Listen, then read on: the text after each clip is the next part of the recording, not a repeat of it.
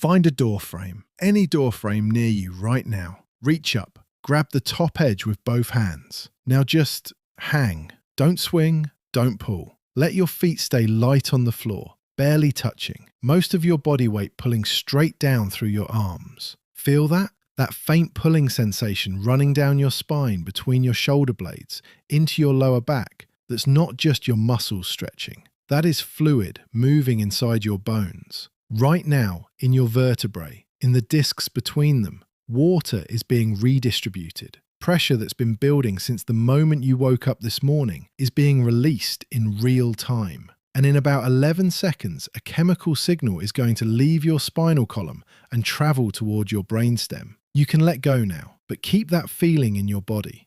Because what you just did, something that looks like nothing, something you could do in a hallway between meetings, triggers a cascade most people will never learn about in their entire lives. And by the end of this video, you're going to understand why elite physical therapists, spinal surgeons, and even NASA scientists have obsessed over this exact motion for the last 50 years. Let's start with the part nobody explains correctly. Here's a question almost nobody can answer.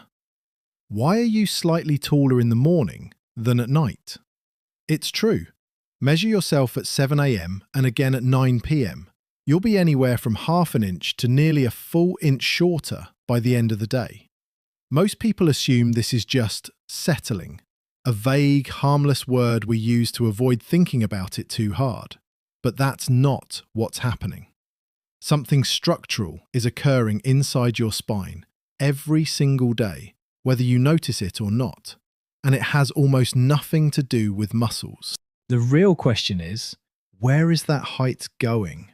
Your spine is not a stack of bones. That's the first assumption we need to destroy. Between each vertebra sits a disc, and this disc is not solid. It's a pressurized capsule built almost like a car tire, with a tough fibrous ring on the outside called the annulus fibrosus, wrapped around a soft gel-like core called the nucleus pulposus. That core is roughly 80% water, and water, unlike bone, is compressible under sustained pressure, not by disappearing, but by migrating. Every time you stand, sit, walk, or even just hold your head upright against gravity, these discs are being squeezed. Microscopic amounts of fluid get pushed outward, out of the disc, into surrounding tissue. It happens slowly, all day, invisibly. And that fluid loss is the real reason you shrink by evening. What most people miss is this: your spine spends 16 hours a day being dehydrated by gravity, and it only has one real window to reverse that: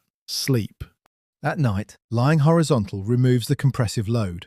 Fluid slowly diffuses back into the discs through a process called imbibition, the same principle by which a sponge left in water swells back to its original shape. But here's the problem. Modern humans don't just lie down and let gravity release its grip. We sit in cars, in chairs, at desks, hunched over phones, all positions that keep compressing the spine, even when we think we're resting. So the discs never fully rehydrate, day after day, year after year. And this is where it gets interesting, because hanging does something sleep alone cannot do. If lying down releases spinal pressure, why would something as simple as hanging from a bar do anything extra? You'd think gravity pulling on a horizontal spine and gravity pulling on a vertical spine would cancel out the benefit. Same force, different direction, shouldn't matter, right? This is where the story becomes stranger, because hanging doesn't just remove compression, it creates negative pressure. And that changes the physics entirely. When you hang even gently, even for 60 to 90 seconds, your body weight creates traction. The vertebrae are pulled apart by a few millimeters. Not much, sometimes less than the width of a coin. But inside the disc, that tiny gap creates something called negative intradiscal pressure, essentially a vacuum effect. And fluid, always moving from high pressure to low pressure, gets pulled back into the disc faster than it would through passive rest alone. This is not a theory. Spinal surgeons measure intradiscal pressure using needle manometry, and traction consistently shows measurable pressure drops within the disc space during suspension. But here's where most explanations stop, and where the real story actually begins. Because your spine isn't just a stack of hydraulic cushions, it's a housing structure. Running straight down the center of it, protected inside a bony tunnel, is one of the most important structures in the entire human body, your spinal cord. And when the vertebrae gently separate during hanging, they don't just relieve pressure on the discs, they relieve pressure on the nerve roots exiting the spine. The same nerve roots that, when compressed, cause numbness, tingling, sciatica, and chronic referred pain in the arms and legs. For a few seconds, the tunnel widens. The nerves stop being pinched between bone and disc. Signals that were partially obstructed suddenly transmit clean. This is why people report an almost immediate feeling of relief when they hang. Not stretching relief, neurological relief. But that's still not the strange part, because what happens next travels somewhere you wouldn't expect.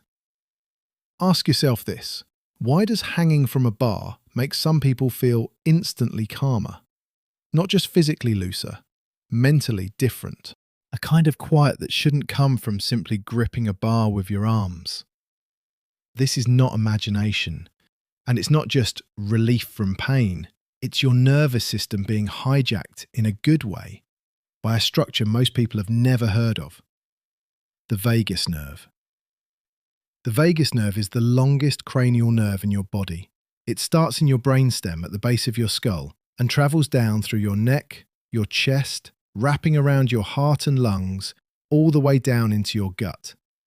It is the primary highway of your parasympathetic nervous system, the rest and digest system, that counteracts stress, slows your heart rate, and signals safety to your brain. Scientists originally believed the vagus nerve was activated mainly through breathing and digestion. What we now understand is far more physical than that. When you hang from a bar, several things happen simultaneously that stimulate vagal activity. First, your shoulders and neck areas, usually loaded with chronic postural tension, go completely passive. The muscles that normally clench around your cervical spine, partly in response to stress, release. Second, your diaphragm shifts position. With your arms overhead and rib cage elongated, your breathing pattern automatically deepens, activating stretch receptors in the lungs that feed directly into vagal pathways. Third, and this is the part almost nobody talks about, traction on the spine reduces sympathetic nervous system firing along the paraspinal nerve pathways. Less compression means less irritation of the very nerves responsible for triggering your fight or flight response. The result is a full-body signal, sent through the vagus nerve straight to your brainstem. You are safe. And your brainstem listens. Heart rate drops, blood pressure eases. Cortisol, your primary stress hormone, begins to decline within minutes. The organ is not what most people think it is. Your spine isn't just structural scaffolding holding you upright. It is a communication cable, and gentle traction is one of the fastest, most direct ways to physically interrupt a stress response. Not through thought, not through meditation, but through raw mechanical pressure change. But the body isn't finished yet. Because this effect doesn't stay in your spine, or even in your nervous system, it reaches your brain itself. Here's where everything changes. Your spinal cord is bathed in cerebrospinal fluid, the same fluid that surrounds your brain. This fluid isn't just cushioning, it's a transport system, carrying nutrients in and waste out, constantly circulating through a network scientists only fully mapped in the last 15 years, the glymphatic system. Think of it as your brain's sanitation department. While you sleep and during certain physical states, cerebrospinal fluid flushes through brain tissue, clearing out metabolic waste products including beta amyloid, the protein associated with Alzheimer's disease, when it accumulates over decades.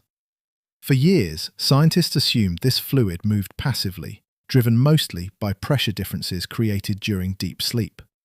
But newer research shows something remarkable. Mechanical movement, including spinal decompression and changes in posture, influences the rate of cerebrospinal fluid flow. Traction on the spine doesn't just affect the discs, it affects the pressure gradient of the fluid system connecting your spinal cord directly to your brain. In other words, when you hang, you may be assisting, even briefly, the same drainage system responsible for clearing waste from your brain. the same system linked to long-term cognitive health and the prevention of neurodegeneration. Let that sit for a second. A 2-minute hang from a door frame. Something that costs nothing, requires no equipment, no gym membership, no supplement, is mechanically connected to disc hydration, nerve decompression, vagal activation, stress hormone reduction, and quite possibly the fluid dynamics of your aging brain. This is why physical therapists don't just prescribe hanging for back pain. This is why NASA studies spinal traction, because astronauts in zero gravity undergo the opposite problem. Their spines elongate uncontrollably without compression, and their discs swell excessively, sometimes causing pain and structural changes upon returning to Earth. Understanding gravity's effect on the spine, in both directions, has become critical to understanding long-term human health on this planet and off it. Your spine, it turns out, is not just what keeps you standing. It is a real-time sensor of how much load your life is placing on your nervous system. So let's return to that door frame. 2 minutes. Gentle. No swinging, no straining, just your body weight and gravity working in reverse for once. In that short window, your intervertebral discs begin drawing fluid back inward through negative pressure. Compressed nerve roots regain space inside the spinal canal, restoring cleaner neural transmission to your limbs. Your shoulders and neck release chronic tension patterns your body has been holding since you don't even remember when. Your diaphragm shifts, your breathing deepens, and your vagus nerve sends a direct signal to your brainstem. Stand down. We are safe. Cortisol begins to fall, heart rate slows, and somewhere deep in the architecture connecting your spinal cord to your skull, the pressure dynamics of your cerebrospinal fluid shift the same fluid system responsible in part for clearing metabolic waste from the brain you use to think, remember, and stay who you are. All of that from something that looks to anyone watching like a person simply hanging off a door frame. We tend to think of aging, back pain, brain fog and stress as separate problems, requiring separate solutions. Different doctors, different pills, different explanations. But your body was never built in separate departments.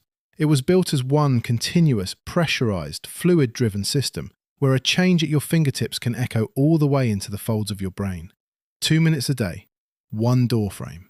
And a mechanism most people will go their entire lives never knowing was happening inside them the whole time.